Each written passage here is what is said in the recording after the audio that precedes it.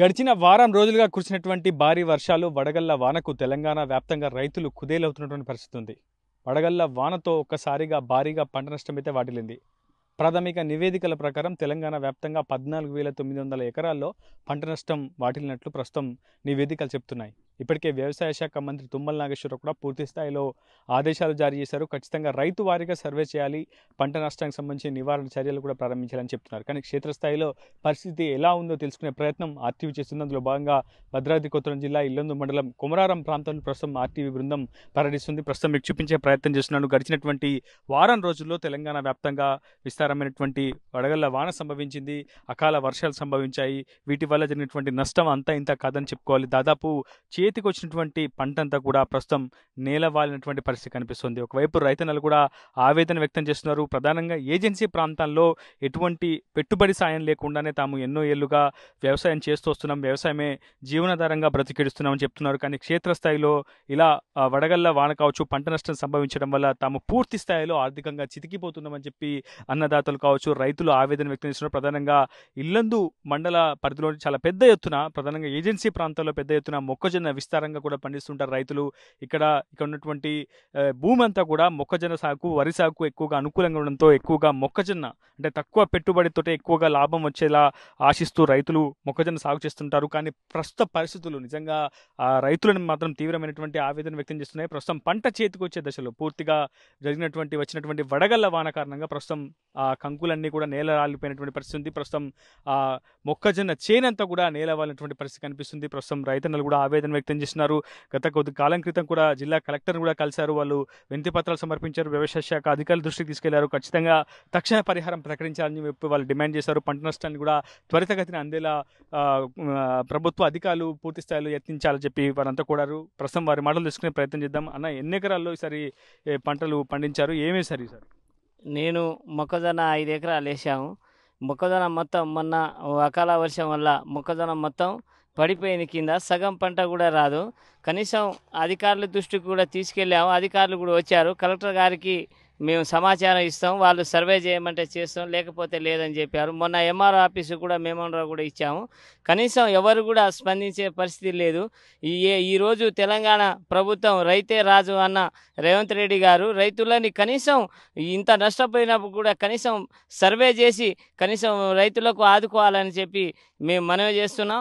అదేవిధంగా ఇప్పటి వరకు రైతు రుణం కానీ అట్లాగే రైతు బంధు కానీ అవి కూడా కనీసం 100కు కనీసం 20% కూడా ఇవ్వలేకపోయారు. అయినా కూడా ఇప్పుడు మేము చేతికి వచ్చిన పంట రైతులకు కూడా కనీసం ఆదుకునే పరిస్థితి కూడా లేదు. ఇట్లాంటివి చేస్తే ఈ ప్రభుత్వం కూడా కేసీఆర్ ప్రభుత్వం ఎట్లా పోయిందో ఇది కూడా అంతే పోతుంది.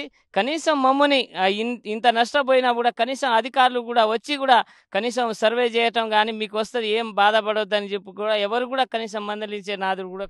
ప్రతి మండలంలో ఒక వ్యవసాయ శాఖ అధికారి ఉన్నాడు, క్షేత్రస్థాయిలో వ్యవసాయ విస్తరణ అధికారి ఉన్నారు, అగ్రికల్చర్ ఎక్స్టెన్షన్ ఆఫీసర్లు. రాష్ట్ర వ్యాప్తంగా ఎంతోమంది ఏఓలు, ఏఈఓలు, క్షేత్రస్థాయిలో వ్యవసాయ శాఖ సిబ్బంది ఉంది. కానీ ఎందుకు క్షేత్రస్థాయిలో వాళ్ళు విచారణకు రావట్లేదు? మీరు వెళ్ళి అడిగినప్పుడు కూడా ఎందుకు సరైన సమాధానం ఇస్తున్నారా లేదా? వాళ్ళు ఏం చెప్తున్నారు? వాళ్ళు నోట్లో వచ్చినటువంటి సమాధానం ఏం చెప్పట్లేదు. మేము కలెక్టర్ గారికి మేము మన సమాచారం ఇచ్చాము. కలెక్టర్ గారు మాకు ఆర్డర్ ఇస్తే మేము సర్వేకి వస్తాం, మా చేతిలో ఏం లేదు.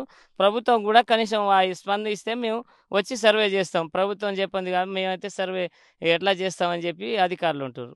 దాదాపు పంట చేతికొచ్చే దశ, నిజంగా పంట పూర్తి స్థాయిలో చేతికొచ్చింది, కంకు కూడా పూర్తి స్థాయిలో నిర్మాణమైంది. కానీ ఈ దశలో ఒకసారిగా నేల వరడం అంటే నిజంగా అది కన్న కొడుకుని కోల్పోయినంత బాధ రైతుకుంటుంది.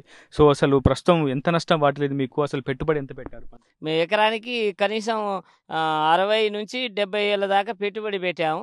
కనీసం ఇప్పుడు కనీసం ఒక 50 ఏళ్ళు కూడా 30 ఏళ్ళు కూడా రాని పరిస్థితి. ఇప్పుడు కూలీ కూడా ఇప్పుడు మొత్తం సగం పంట వస్తుంది. ఆ సగం పంట కూడా కనీసం కూలీ ఎక్కువ. ఇప్పుడు ఎకరాన్ని మన రోజువారీగా 400 రూపాయలు ఇస్తేనే వస్తారు. కనీసం ఎకరానికి 60 కూళ్ళు తగులుతాయి. ఇప్పుడు ఆ 60 కూళ్ళు పెట్టుకోవాలంటే కనీసం అయ్యే 10-20 ఏళ్ళ రూపాయలు అవుతుంది. కనీసం ఇప్పుడు అవి వచ్చే కూలికి మందం కూడా వచ్చే పరిస్థితి కూడా లేదు. మీ గ్రామం అంటే కొమరారానికి సంబంధించి కొమరారం పంచాయతీ పరిధిలో దాదాపుగా ఎక్కువగా మొక్కజొన్న సాగే చేస్తుంటారు ఇక్కడ రైతాంగం అంతా కూడా. ప్రస్తుతం ఎంతమంది రైతులు ఇలా నష్టపోయారు? అధికారులు ఎవరైనా వచ్చి సర్వే చేశారు? కొమరారంలో దాదాపుగా 750 ఎకరాలు మొత్తం ఈ సమ్మర్లో ఎండాకాలం మొత్తం సాగు చేస్తారు. 750 ఎకరాల పంట నష్టం జరిగింది. మొత్తం గిరిజనులు ట్రైబ్స్ మొత్తం కూడా 470 మంది ఇప్పటికీ సాగు చేసేసి నష్టపోయారు. ఏ అధికారి కూడా ఇప్పుడు సర్వే చేసిన పాపన పోలేదు. మేము మొన్న ఇల్లు ఎంఆర్ ఆఫీస్ దగ్గర పోయి వినతి పత్రం ఇచ్చాము. ప్రభుత్వం నుంచి మాకు ఎటువంటి ఆదేశాలు రాలేదు, మేమేం చేయలేమనేటువంటి వాళ్ళు అంటున్నారు. ఎంఆర్ఓ కలిసే ప్రయత్నం ఎంఆర్ఓ గారిని కలిసాము, మేము డిప్యూటీ ఎంఆర్ఓ కలిసాము. ఎంఆర్ఓ అందుబాటులో లేరు.